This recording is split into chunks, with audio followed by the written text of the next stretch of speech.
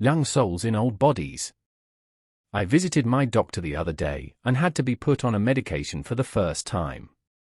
In spite of living a healthy lifestyle, my blood pressure was still a bit higher than it should be.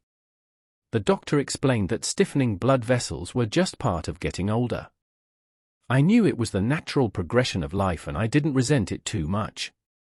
It did make me wish, though, that I could go back to my younger, healthier, and more energetic body with the wisdom my mind and soul has now. I remembered again the old Italian saying, "You grow too soon old and too late smart."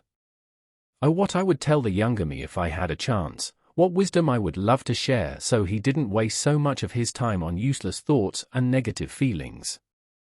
I would tell him to quit wishing for wealth, success, and fame. Because none of those things could bring him any real joy.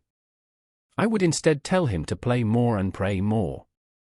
I would tell him to spend less time worrying and more time petting his dogs.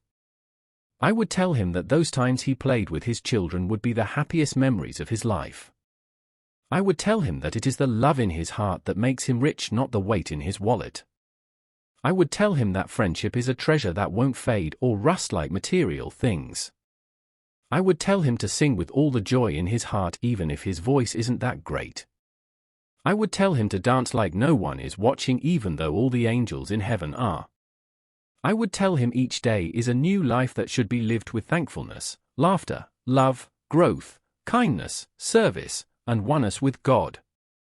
I would tell him to fear nothing on this earth because he is loved by our Father in heaven. Most of all, I would tell him that life is eternal even if these bodies aren't.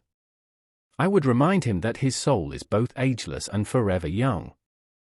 And I would urge that soul to spend every second loving God, himself, and everyone else. Because love is joy.